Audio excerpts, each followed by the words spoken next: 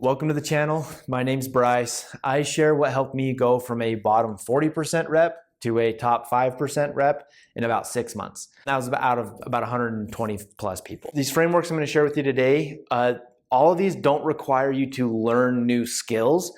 They're just simple frameworks to help you get more out of what you're already doing. As you guys know, I don't talk about like the actual what to do of sales. I more talk about what goes into it and how you can go about it to get better results. So getting started with number one. This one might sound weird, but stop setting goals.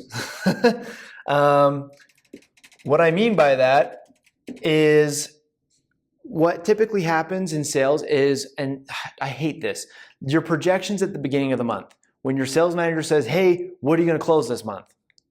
As much as I humanly can. What do you mean? Stop setting those goals. You can tell your boss whatever you need to just get your numbers out. But for you, stop setting result-based goals, and I want you to set process goals.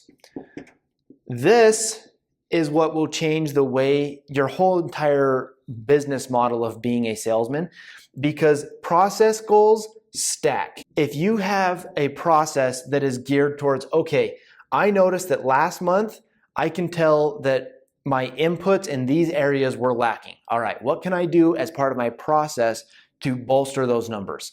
And that is the focus of this month, okay? Then when you have that part of your process dialed in and figured out, your results will get better, but don't change the process. Because what happens with results-based goals is we're like, oh, well, I need more sets. Okay, I'm gonna do all these things, okay, great. You get the result you're looking for, and then you shift your focus and you stop that process, and now you start focusing on your close, and you're on this freaking teeter-totter, right? And all of this, there are layers and reasons that we do this that are deeper, which leads me to my next one, which is auditing your limiting beliefs. This is the biggest thing that helped me, is because when you, actually here, drop the LBs. That's not weight. Limiting beliefs. So doing an audit of what you believe about money, about recognition, about what do you find rewarding versus the rewards that you are being rewarded with that you're like, dude, I don't freaking care, right?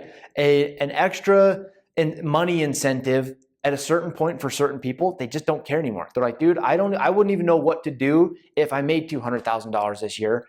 I'm happy. What I really want is this other thing, right? We're humans. There's always something that we want.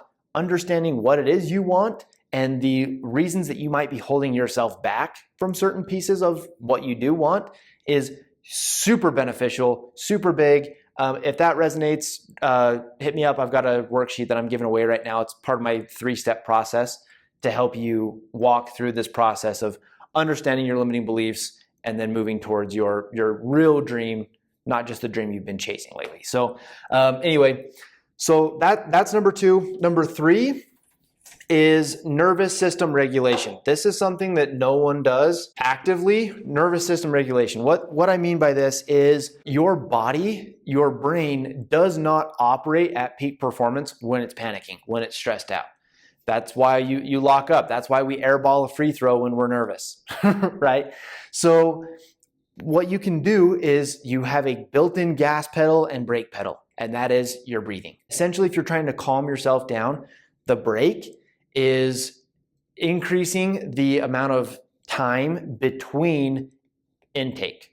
So if you're doing the box breathing and you're just holding your breath, breathing out, and then holding your breath, well, that's a 3-to-1 ratio of no air coming in versus air coming in, okay? It's just a way of helping your nervous system recognize, okay, we're safe, right?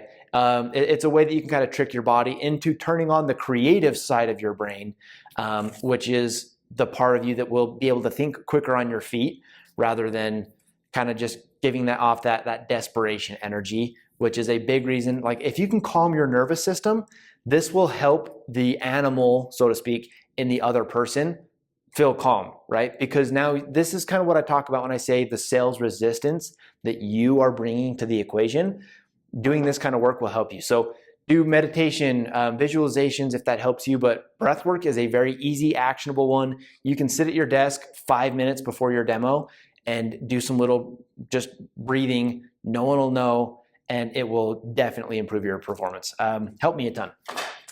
So that was number 3. Number 4 is a bit more of like just a process, kind of a thing to do. Write down your follow-up intros, FU intros. So your follow-up intros, what this is a lot of the calls that you're making that are very impactful, that we don't give enough thought to and preparation for, is your follow-ups. Depending on the type of sale you have, like I'm not gonna pretend that I know every type of sale, but just figure out what initial opener for you, it leads the conversation directly into why you're calling. Too often we're like, hey, Will, how are you? Oh, good. And like we do this awkward, like, I'm not calling just because I'm hoping to get your credit card. Writing down some options that quickly and concisely lead the conversation in a productive direction that is friendly, focusing here on tone and being you is crucial, right? Like don't fake how other people are. Don't try to copy like the personality of the top guys, but take the principles of what they do and then make it yours.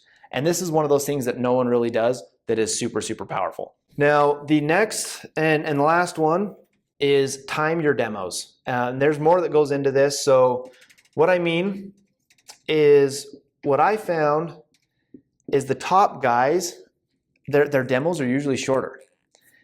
And it's not just because they are, I don't know, talking faster. It's all about being concise. So time your demos, what that helps you do is, and then comparing it to the top guys, is you can understand, okay, when they are here, here's what they've done, but look at the value, look at the story that they've told, like look at how much further along they are and what they're developing in that prospect, rather than just like, oh, they're going faster than I am. That's not beneficial, right?